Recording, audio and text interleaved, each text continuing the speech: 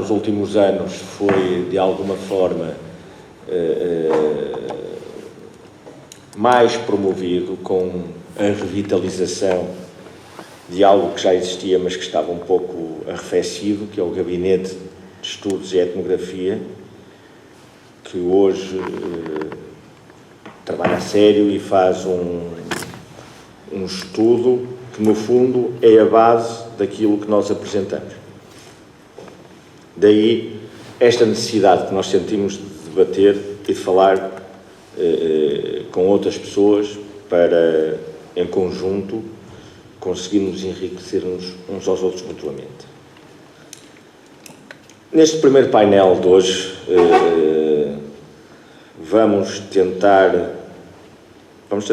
vamos falar sobre algo que por vezes não é bem entendido por toda a gente no meio do folclore, que é o espetáculo. Nós somos grupos de folclore, a nossa principal missão é preservar e divulgar as tradições folclóricas e etnográficas, mas a partir do momento que subimos para um palco, que é isso que nós fazemos principalmente, estamos a dar um espetáculo. Temos público e o público quer ver um espetáculo. E de que forma é que nós podemos trabalhar esta dicotomia entre aquilo que é a tradição, aquilo que é genuíno e aquilo que deve ser um espetáculo que deve agradar a quem nos vê. É algo que tem vindo a ser debatido há muitos anos por muita gente, em Portugal e fora dele, e nós gostávamos de ver debatido. E quando pensamos nisto, como em tudo na vida, nós quando estamos à rasca, socorremos os amigos. E então pensamos em convidar dois amigos que pudessem trazer-nos e debater sobre este tema. Um dos amigos, está aqui à minha esquerda, é o Alberto Rego, é o presidente do Grupo Etnográfico da Ariosa e presidente da Associação de Grupos Folclóricos do Alto Minho. O outro amigo é o Henrique Macedo, presidente do Grupo Folclórico da Corredora.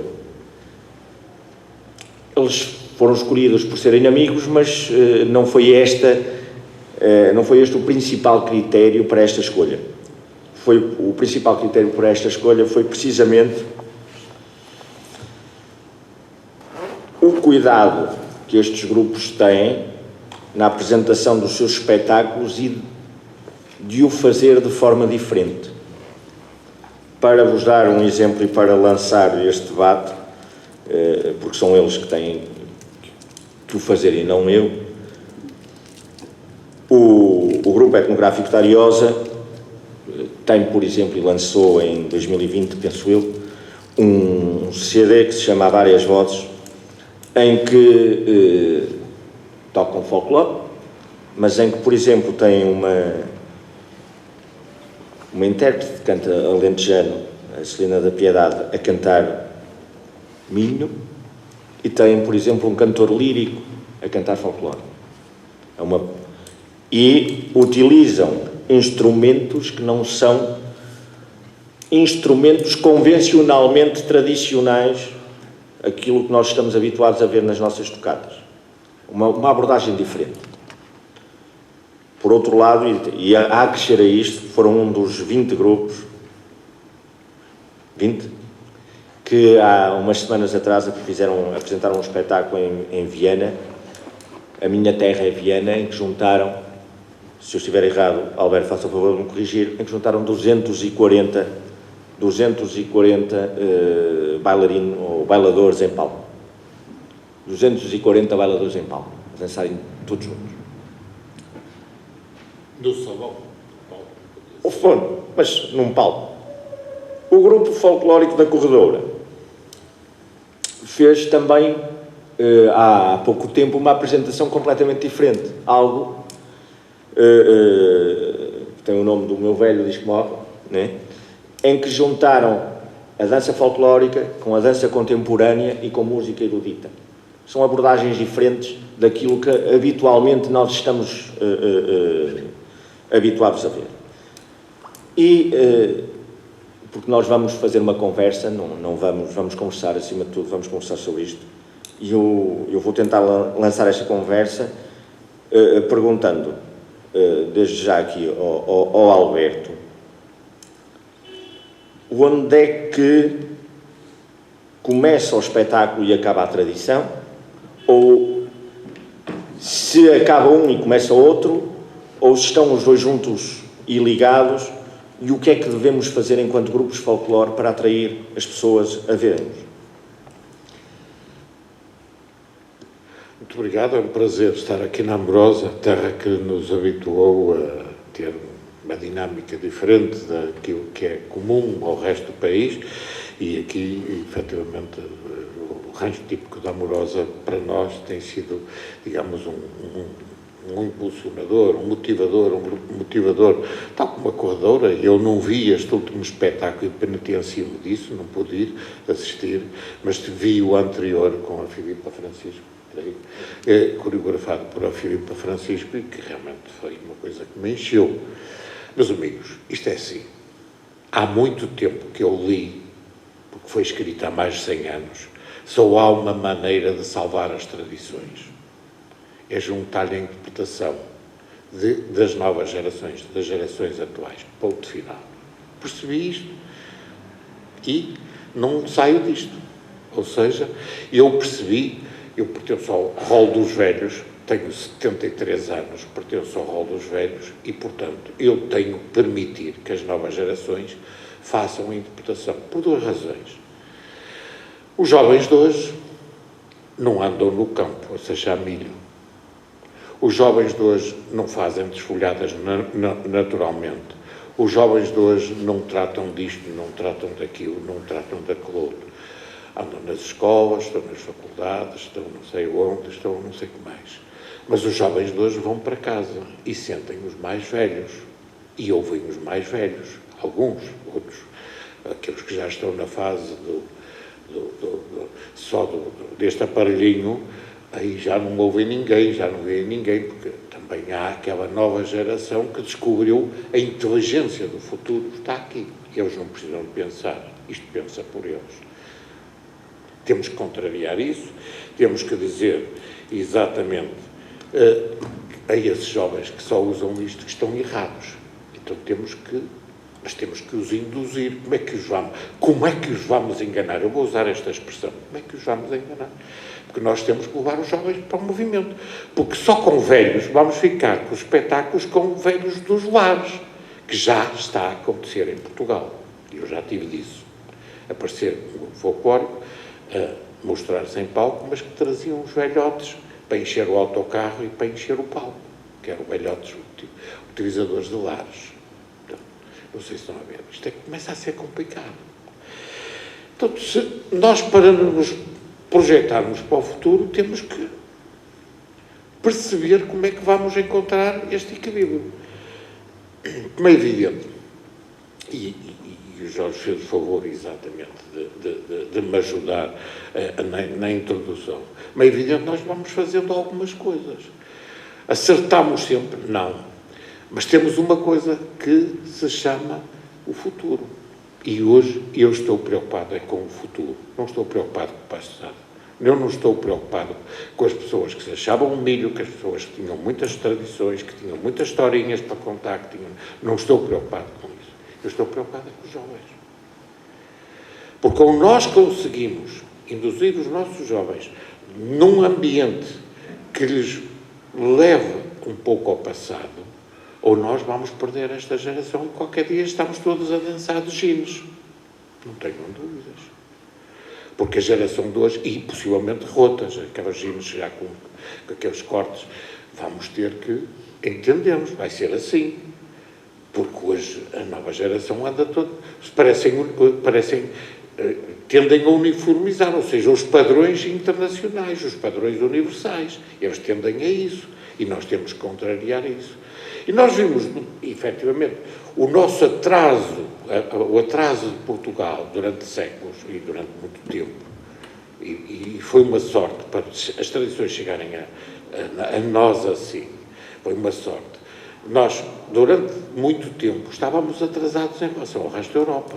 em relação ao resto do mundo. Hoje evoluímos um bocado, apercebemos um bocado o que é que se passa no mundo. Mas há uma coisa que nós temos, são valores diferentes e os nossos valores ombreiam com o que há de melhor no mundo. E digo-vos isto porque tenho tido o privilégio de estar nesses palcos internacionais e há algumas vezes até com a associação que eu represento e vejo que realmente nós temos valor para estar nos palcos internacionais. As nossas tradições têm valia. Temos é que as saber servir. Temos que saber pegar nos nossos valores, nas nossas tradições, nos nossos trajes, nas nossas coisas e mostrar isso como um espetáculo. Porque nós, em cima de um palco, fazemos espetáculo. Ponto final. Bom ou mau. E quem não entender isto, faça o favor de se esforçar para entender. Em cima de um palco fazemos... Nós não somos folclore. Nós somos representações. E como representações que somos, temos que nos saber adaptar àquilo que estamos a fazer, que é fazer um espetáculo. Em cima de um palco. Porque senão, meus senhores, desistam do palco, desistam dos microfones, desistam disso tudo, arranjem um sítio que tenha muita terra, muita poeira e façam à moda antiga. Mas não vão para um palco fazer isso. É isso que nós temos que entendermos. Temos que saber exatamente quais são as nossas valias. Até porque, como sabem, e eu vou-me socorrer de outro homem também, que foi muito interessante. O autor desta frase, só uma maneira de salvar as tradições, era Pedro Homem de Melo. Gostemos ou não dele. Foi um homem que fez o seu tempo, teve o seu papel. Mas há outro homem que disse também coisas muito interessantes, que se chamavam Conde Aurora, que era um homem de Ponte Lima, e que escreveu também. É que eu estou muito preocupado com isto, porque eu temo que sejam os grupos folclóricos a matarem o folclore. E escreveu isto há muitos anos. Ele já morreu há umas décadas largas. E, portanto, ele já na altura estava preocupado, porque os grupos folclóricos tendem a criar padrões. Nós tendemos sempre a padronizar-nos, a seguir-nos todos como um carreirinho. Eu vou dizer um palavrão. Esta coisa das federações, das associações, quando tentam uniformizar-nos nos mesmos padrões, estão-nos a matar, não nos estão a ajudar. Quando nós temos organismos que tendem a dizer-nos rancho é bandeira à frente, muitas fitinhas, com a senhora gorda, as criancinhas do lado, depois vão as noivinhas, se for em Viana, vão as noivinhas a seguir, depois não sei o quê. Estão-nos a matar. Eu tenho gente em Viana do Castelo que diz rancho folclore não usa bombo. E eu pergunto, arranjem-me uma festa em Viana do Castelo que não tenha bombos. Quem é que está certo? Quem é que está errado? Arranjem-me uma festa que não tenha bombos. Não nem lá os putos e os grandes e não sei o que, os bombos e não sei o que. Então, e o grupo que se diz representado não tem bombo? Mas depois, se eu uso um violino, uma rabeca, uma coisa qualquer, não, reis folclóricos é só concertinas. E eu ponho-me a ler o percurso das concertinas e nem sequer de origem portuguesa é. E depois vejo homens como o Daniel Pereira Cristo, que ainda no outro dia diziam uma coisa muito interessante. As concertinas destruíram a musicalidade em Portugal, a uniformização dos sons. Mas temos os nossos organismos, os tais que nos balizam, a dizer, não, o rancho tem que ser. E muitas. Para gritarem bem. E depois ainda pomos a amplificação nas concertinas em palco. É que se percebêssemos alguma coisa, desligávamos os microfones. Depois as cantadeiras gritam, porque, por ignorância, as pessoas não sabem que a tonalidade deve ser natural. Então não entendem o que são as tonalidades. E usam as concertinas a gritar. Porque o homem que as trazia uma gritante lá fora. E depois entregava-as e eu 90% dos espetáculos que às vezes vou, porque enfim a gente não se pode recusar de ir a todos, sou pena nos dizer, lá estão os gajos que não querem vir, não façam rancho, não sei o quê. Mas não vou. E se vou, não assisto. Não quero ser poluído. Sabem como é que os galegos dizem a isto, a estas coisas todas, este massacre que estamos a fazer? Pois é, são grupos de água-choca. Alguém gosta de água-choca? Alguém gosta da coisa poluída? Não sei se estão a ver. Isto é um princípio para refletirmos. O que é que vamos fazer? Eu não tenho fórmula. E tenho sido indagado isso, porque nós fazemos uma jornada de reflexão em Viana e eu digo coisas parecidas como esta. Eu provoco, isto é para provocar, isto é mesmo intencional.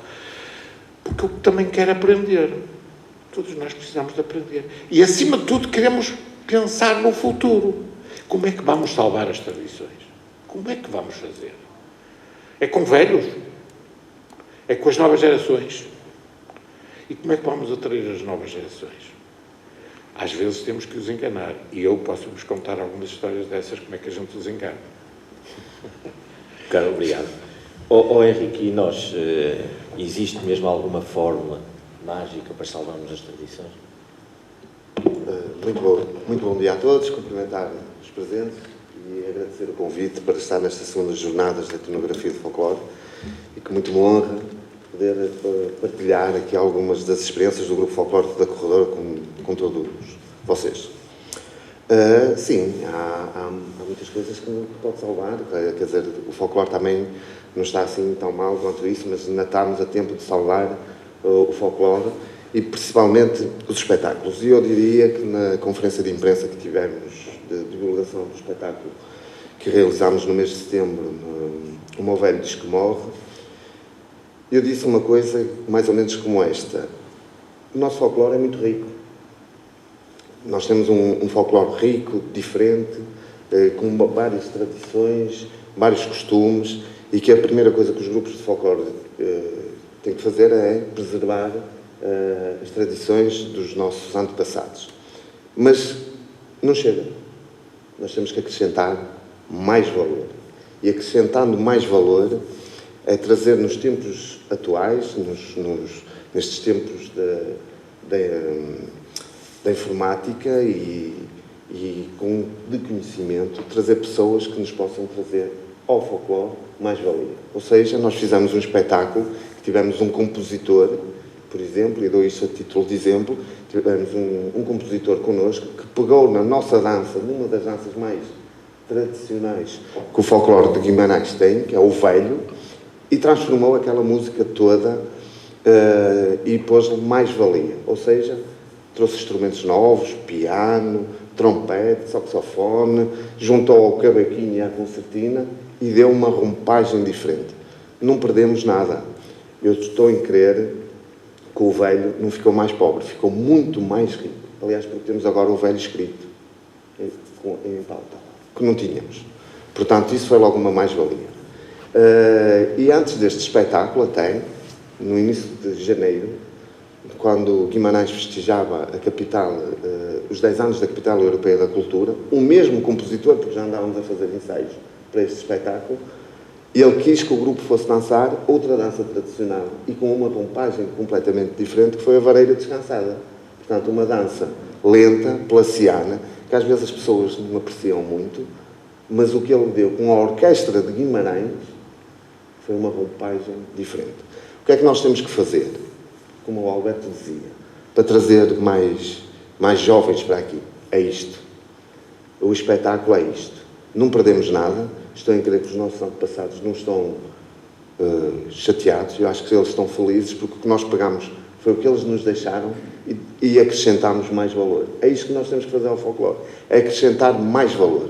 Não podemos estar só com o cavaquinho e com a concertina e com as senhoras que cantam a gritar. Não. Isto não chega e fica muito bom.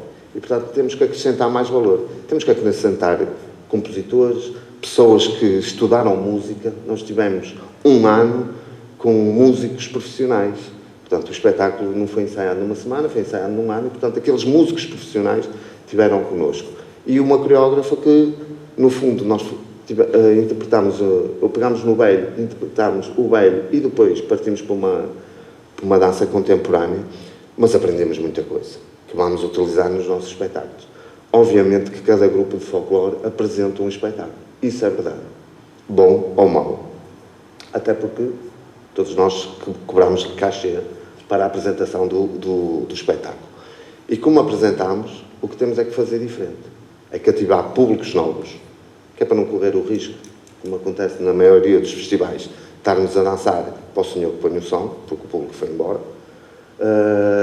Trazer público, acrescentar públicos novos e trazer elementos novos para as nossas instituições. Só assim é que nós podemos salvar o folclore.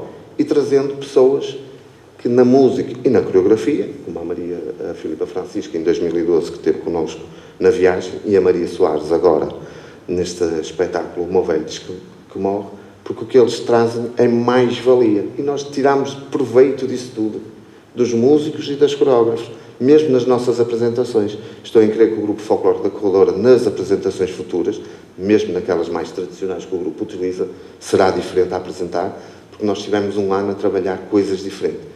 A postura, como devemos estar em palco, isso tudo. A maneira de pôr os braços, tudo isto vai ser diferente a partir daqui, como foi a partir de 2012. E os grupos de folclore, a salvação é mesmo esta, trazendo coisas novas. Não estamos a desvirtuar nada, nós só estamos a acrescentar mais coisas. E acrescentar mais valia e mais valor é o que deve ser feito no folclore.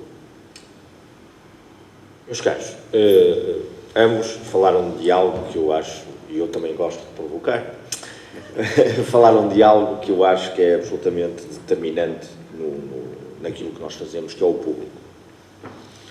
Nós trabalhamos para o público, trabalhamos para que nos vejam. E aquilo que eu gostava de lançar agora aqui é, de que forma é que o público influencia o tipo de espetáculo que nós apresentamos. Eu dou-vos um exemplo nosso.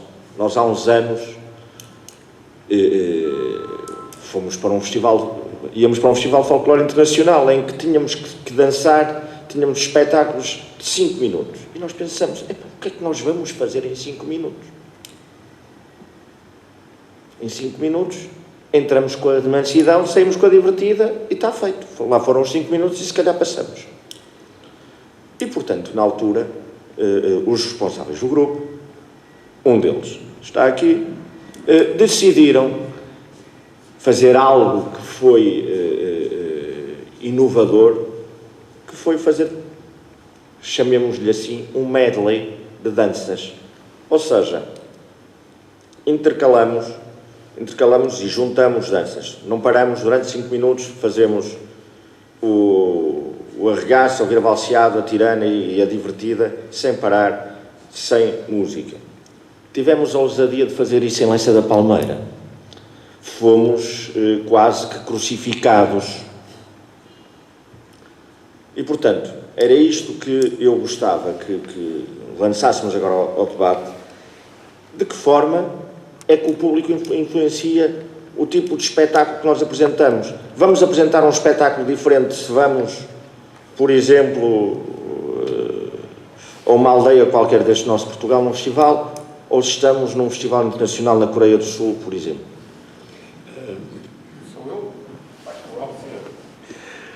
Como é evidente, os grupos têm que perceber que os públicos são diferentes. E uma das coisas que me habituei ao longo da minha vida foi a avaliar. E uma das coisas que eu faço, se eu estou em palco, porque evito estar em palco, até pela idade, já me sinto bem, sou mais um, estou lá, já não me trajo há muitos anos, e, portanto, não me sinto lá muito bem no palco, mas às vezes vou ao palco e faço alguma intervenção no palco. E uma das coisas que eu faço quando estou no palco, estou a fazer a leitura dos públicos, estou a ver a reação dos públicos ao espetáculo. E o nosso espetáculo, muitas vezes, pode variar, aquilo que era o guião inicial pode variar em função da reação do público, do que apresentamos. Porque é preciso percebermos que público temos. Aquilo que foi dito há pouco, quantas vezes ficámos só com o homem do som?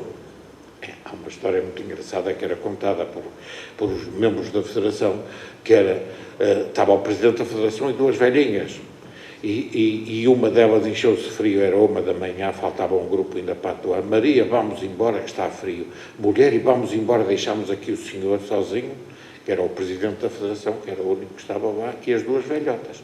Vocês estão a ver. isto tem acontecido em muitos sítios, e acontece em muitos sítios, porque o grupo da casa demora muito tempo, porque. Então nós inventámos um sistema.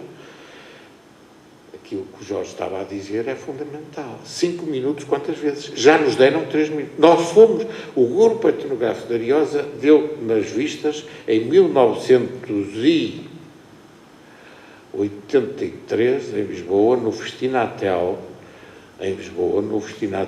no Coliseu, porque pediram-nos 5 minutos e nós estivemos em palco 4,55. A partir daí, os alemães estavam lá que primam pelo rigor e não sei o quê, começaram a surgir os convites, começaram efetivamente, porque perceberam, entretanto outros correram-lhes com as cortinas, dançaram com as cortinas, foi uma confusão, não sei o quê, portanto não houve respeito. Mas efetivamente nós, quando vamos para um palco, se temos 5 minutos, respeitemos os 5 minutos, se temos 10, não é arrastar-nos. Nem devemos de ir para um palco, como eu já assisti, e há bocado à conversa falávamos nisso, 70 pessoas em palco. Tenham vergonha, por favor.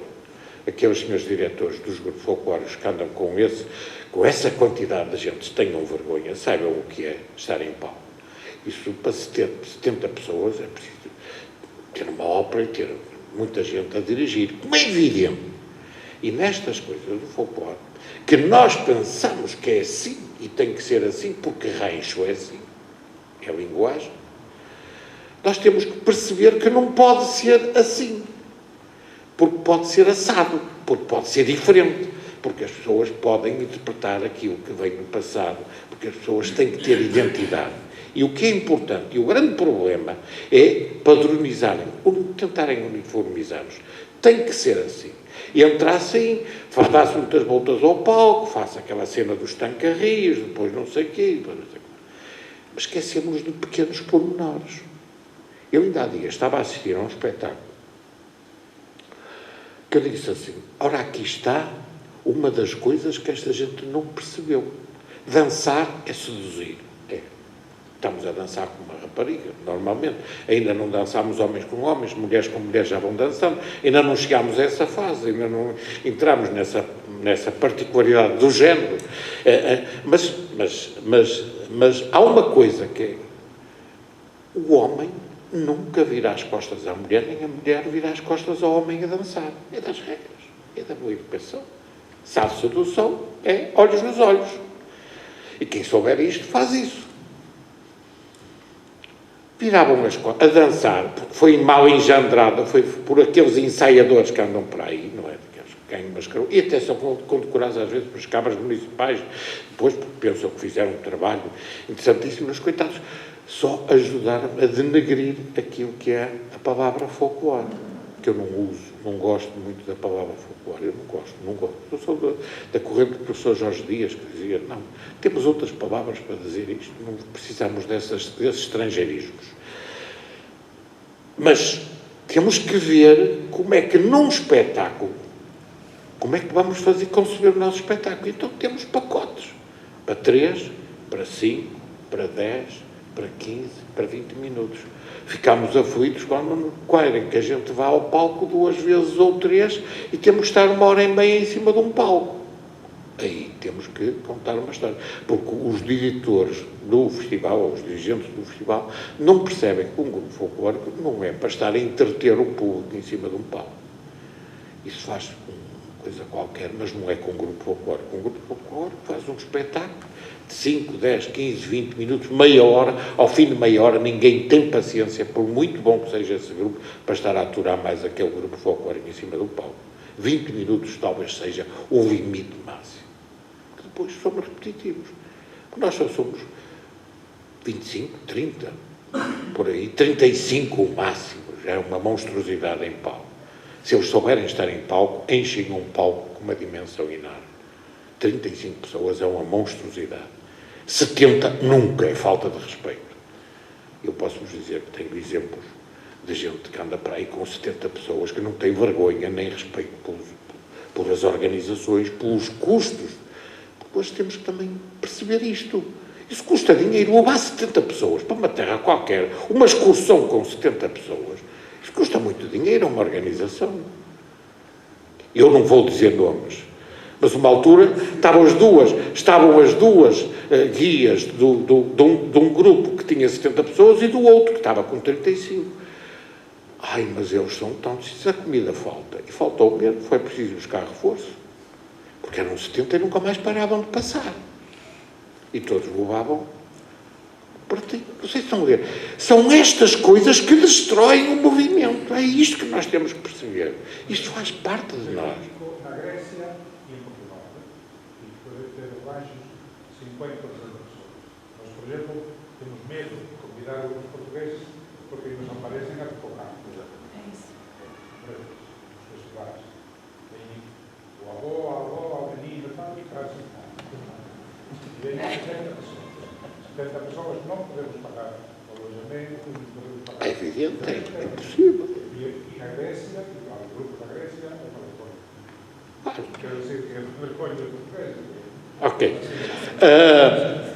O que eu quero dizer é que nós temos, primeiro, temos de fazer a leitura dos públicos, porque os públicos também se educam. Os grupos folclóricos também têm esse papel. E aquilo que a Amorosa fez, naturalmente demorou 1 ano ou 2 a perceberem, mas depois o público passou a perceber que aquilo que era o futuro, que era esse espetáculo, aquele pedro, aquilo que vocês faziam, aquele pacote, aquele pack que vocês criaram, naturalmente que é o futuro. E depois digam-me assim, mas isso não é tradição, isso não era assim. Bom, mas também o palco não era assim. Não havia palco, não havia microfones, não havia papagaio, depois aqueles locutores que falam muito, não havia concertinas, não havia aquelas coisas todas, quer dizer, então, vamos lá ver.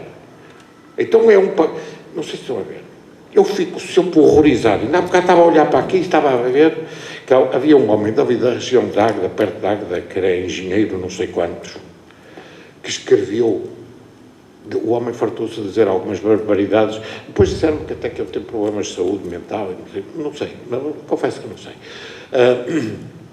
Mas o homem atacava a região de Viana do Castelo, eu sou de Viana do Castelo, atacava a região de Viana do Castelo, porque Viana do Castelo é produto do salazarismo. Eu digo, como é possível um homem deste, com responsabilidades em termos associativos, dizer uma coisa destas? Todos nós sabemos que os regimes políticos, seja ele socialista ou fascista, ou seja o que for, todos eles tendem a aproveitar-se daquilo que são as tradições das terras. Mas isso ninguém tenha dúvidas. E o Salazar, que eu critico, porque mandou-me fazer uma guerra sem me perguntar, nem a mim, nem aos meus pais, se eu queria ir para a guerra. Ele não me perguntou, não me consultou, não era um democrata, portanto não tinha que... Mais para ali. E eu fui, ou imigrava fugido, ou ia para a pesca do bacalhau, ou ia para a guerra, e eu fui para a guerra. Fui um guarda-chuva na altura, enfim, olha, pronto, fui para lá fazer uma coisa que não devia, que era matas ou se não morres. Portanto, era o que nos diziam. Mas o que acontece é que todos os regimes políticos tendem exatamente a tentar também aproveitar-se das situações. E o Salazar tinha gente com ele. O António Ferro era um exemplo.